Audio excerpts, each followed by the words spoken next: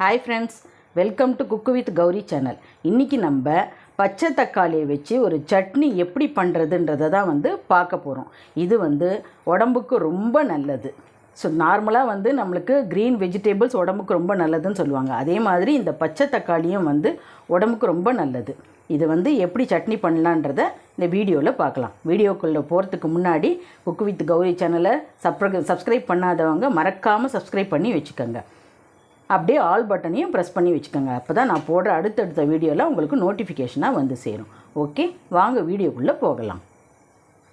இந்த பச்சை தக்காளி சட்னி பண்ணுறதுக்கு நான் 1/4 கிலோ பச்சை தக்காளி வாங்கியிருக்கேன். அதை இந்த மாதிரி கொஞ்சம் பெருசாக கட் பண்ணி வச்சுருக்கேன். அதுக்கு ஒரு 6-7 சின்ன வெங்காயம், அப்புறமா ஒரு 10 பல் பூண்டு, ஒரு 4 பச்சை மிளகா, இவ்வளோ தான் இதுக்கு தேவை. இதுக்கு புளி வைக்க வேண்டாம். ஏன்னா இந்த தக்காளியே நாட்டு தக்காளி, அதிலே புளிப்பு நல்லாயிருக்கும். அதனால் இதுக்கு புளி வைக்க வேண்டாம். இப்போ இதெல்லாம் நம்ம நல்லா வதக்கிட்டு அதுக்கப்புறமா தான் சட்னி அரைக்க போகிறோம். இப்போ வாங்க எப்படி வதக்கிறதுன்றதை பார்க்கலாம். இப்போ பாருங்கள், ஸ்டவ் மேலே இந்த மாதிரி ஒரு கடாய் வச்சுட்டு அதில் நான் இன்றைக்கி நல்லெண்ணெயில் தான் இதை வதக்க போகிறேன். நம்ம நல்லெண்ணெயில் வதக்கணும், ரொம்ப நல்லாயிருக்கும். அதுக்கு நான் ஒரு 2 ஸ்பூன் அளவுக்கு நல்லெண்ணெய், 2 ஸ்பூன் நல்லெண்ணெய் விட்டு அது கொஞ்சம் காயட்டும். அது காஞ்சதுக்கப்புறமா நம்ம ஒரு ஐட்டமாக போட்டு வதக்கலாம். இப்போ இது கொஞ்சம் காஞ்சிருச்சு. இப்போ ஃபஸ்ட்டு நம்ம என்ன பண்ண போகிறோம், பூண்டு நம்ம 10 பல் எடுத்து வச்சுருக்கோம் இல்லைங்களா, அந்த 10 பல் பூண்டு அதை இதில் போட்டு ஃபஸ்ட்டு வதக்கிப்போம். இது கொஞ்சம் நல்லா வதங்கி வந்ததுக்கப்புறமா வெங்காயத்தை போட்டு வதக்கலாம். இந்த தக்காளி காய் சட்னி உடம்புக்கு ரொம்ப நல்லது. நம்ம தக்காளி பழத்தில் அரைச்சி சாப்பிட்றதோட தக்காளி காய் நம்மளுக்கு கிடைக்கிறது கொஞ்சம் ரேராக தான் கிடைக்கும். ஸோ நம்ம அதை கிடைக்கும்போது இந்த மாதிரி சட்னி செஞ்சு சாப்பிட்டோன்னா உடம்புக்கு ரொம்ப நல்லது. அதில் நிறைய சத்து இருக்குது.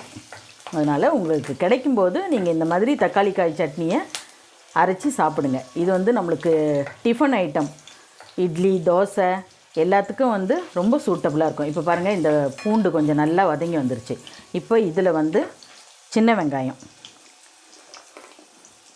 வெங்காயத்தை நம்ம எடுத்து வச்சுருக்க சின்ன வெங்காயத்தை போட்டு வதக்கலாம். இந்த சின்ன வெங்காயமும் கொஞ்சம் செவந்து வரட்டும். நம்ம ஸ்டவ்வை மீடியம் ஃப்ளேம்லேயே வச்சுருக்கணும். மீடியம் ஃப்ளேமில் வச்சு வதக்கினாலே கரெக்டாக இருக்கும். இது நல்லா வதக்கி விடலாம். இது சூடாக ஒயிட் ரைஸுக்கு கூட இதை போட்டு பிசைஞ்சு, இந்த சட்னியை போட்டு பிசைஞ்சு சாப்பிட்டோன்னா கூட அதுவும் நல்லாயிருக்கும். பாருங்கள், வெங்காயம் பூண்டு ரெண்டுமே வதங்கிருச்சு. இப்போ நம்ம எடுத்து வச்சுருக்க பச்சை மிளகா அதையும் போட்டு வதக்கலாம்.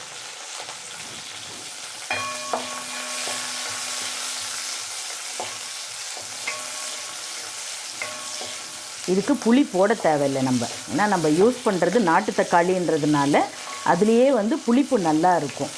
அதனால் புளி நம்ம தனியாக போட வேண்டாம். அப்படியே போட்டு வதக்கினாலே போதும், புளி போட வேண்டாம். இப்போ நம்ம எடுத்து வச்சுருக்க தக்காளியை இதில் போட்டுடலாம். கட் பண்ணி இப்படி வச்சுருக்கோம் பார்த்திங்களா, இது 1/4 கிலோ அளவுக்கு தக்காளி. அதை இதில் போட்டுட்டு அதையும் நல்லா வதக்கிக்கலாம். இது கொஞ்சம் நல்லா வதங்கி வரட்டும். இப்போ இந்த தக்காளி வதங்கி வர நேரத்தில் இந்த சட்னிக்கு தேவையான உப்பை இதோடு இப்போ ஆட் பண்ணிடலாம். நான் 3/4 ஸ்பூன் அளவுக்கு உப்பு போடுறேன். இது போட்டுட்டு இதை நல்லா வதக்கி விடலாம். நம்ம யூஸ் பண்ணுறது தக்காளி காய்ன்றதுனால அவ்வளோ சீக்கிரத்தில் வெந்து வராது. இப்போ நம்ம தக்காளி பழம் நம்ம வதக்கினோன்னா அது சீக்கிரமாக வெந்து நல்லா குழஞ்சி வந்துடும்.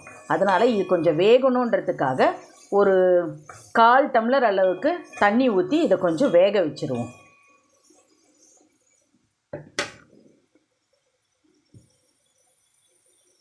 கொஞ்சமாக இதில் தண்ணி போதும், 1/4 டம்ளர் அளவுக்கு தண்ணி ஊற்றினா போதும். அதுலேயே இது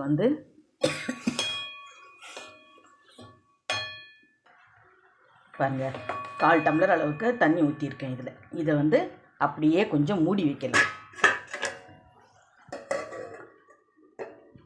ஒரு 5 நிமிஷம் கழித்து இது பார்க்கலாம். வாங்க நம்ம தக்காளி எந்த அளவுக்கு வெந்து வந்திருக்குதுன்றதை பார்க்கலாம். பாருங்கள், நம்ம ஊற்றின தண்ணியெல்லாம் நல்லா இழுத்து இந்த தக்காளி பாருங்கள் இந்த அளவுக்கு இப்படி நம்ம பண்ணினோன்னா அது வந்து நல்லா இந்த மாதிரி நசுங்கணும். பாருங்கள் இப்படி நசுங்குது பாருங்கள்.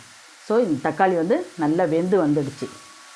இப்போ கடைசியாக வந்து நம்ம கொஞ்சமாக கொத்தமல்லி, இந்த கொத்தமல்லியை இதில் போட்டு இதையும் கூட அதோடு சேர்த்து நல்லா வதக்கிக்கலாம். இது லாஸ்ட்டில் போட்டு வதங்கினாலே போதும்.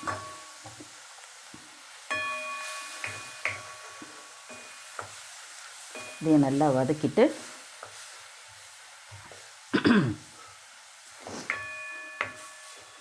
நார்மலாகவே நம்மளுக்கு வந்து க்ரீன் வெஜிடேபிள்ஸ் உடம்புக்கு நல்லதுன்னு சொல்லுவாங்க. அதே மாதிரி இதுவும் வந்து ஃபுல்லாக க்ரீன், எல்லாமே வந்து க்ரீன் ஐட்டம்ஸ். க்ரீன் தக்காளி, பச்சை மிளகா, கொத்தமல்லி எல்லாமே க்ரீன் ஐட்டம் தான். ஸோ உடம்புக்கு ரொம்ப ஹெல்தி இது.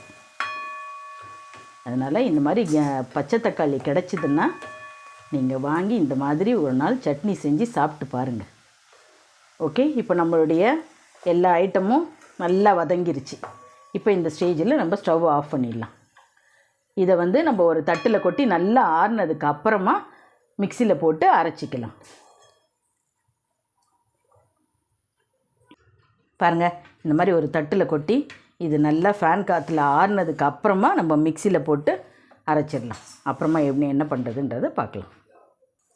இப்போ பாருங்கள், இது நல்லா ஆறிடுச்சு. இப்போ இதை வந்து நம்ம மிக்ஸி ஜாரில் போட்டுட்டு இந்த மாதிரி மிக்ஸி ஜாரில் போட்டு நல்லா அரைச்சி எடுத்துகிட்டு வந்துக்கலாம். இதை இப்போ போய் நம்ம கொஞ்சமாக தண்ணி விட்டு அரைச்சி எடுத்துகிட்டு வந்துக்கலாம். பாருங்கள், நல்லா அரைச்சி நல்லா அரைச்சி எடுத்துகிட்டு வந்தாச்சு. இப்போ இதை வந்து நம்ம ஒரு கிண்ணத்தில் ட்ரான்ஸ்ஃபர் பண்ணிக்கலாம். பாருங்கள், இந்த மாதிரி ஒரு கிண்ணத்தில் இதை ட்ரான்ஸ்ஃபர் பண்ணி வச்சாச்சு. இப்போ இதுக்கு வந்து நம்ம தாளித்து போடலாம். நம்ம தாளிக்கிறதுக்கு இந்த மாதிரி ஒரு தாளிப்பு கரண்டியை ஸ்டவ் மேலே வச்சு அதில் வந்து ஒரே ஒரு ஸ்பூன் நெய், ஏன்னா நம்ம காரம் எப்படி இருக்கும்னு தெரியாது.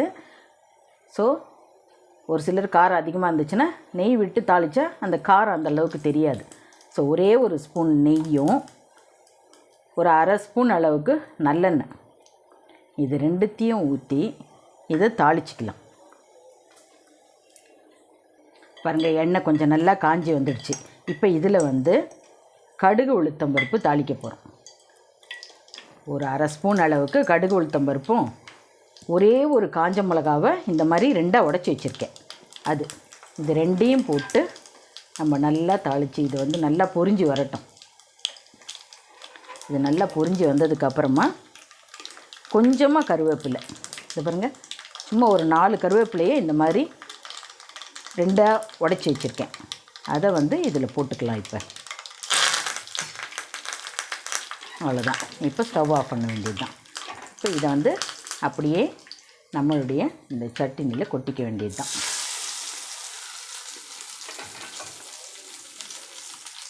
அவ்வளோதான்.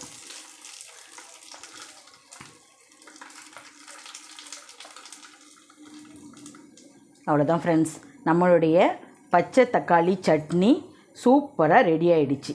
இப்போ இது வந்து நம்ம இட்லி, தோசை, சூடாக ஒயிட் ரைஸுக்கு கூட இது சூப்பராக இருக்கும். இது வந்து நீங்கள் இந்த மாதிரி செஞ்சிங்கன்னா இதில் நம்ம கொத்தமல்லியும் போட்டிருக்கிறதுனால நல்ல சூப்பராக மணமாக இருக்கும். கடைசியாக நம்ம இந்த நெய் தாளித்து விட்டோம் பார்த்திங்களா, அதுலேயே அந்த வாசனைக்கே வந்து கொஞ்சம் வீட்டில் எல்லோரும் வந்து இப்போ பச்சை தக்காளியை வந்து சாப்பிடாதவங்க கூட அடிக்கடி இந்த சட்னி செய்யுங்கன்னு சொல்லிவிட்டு கேட்டு வாங்கி சாப்பிடுவாங்க. அந்த அளவுக்கு அவ்வளோ சூப்பராக இருக்கும்.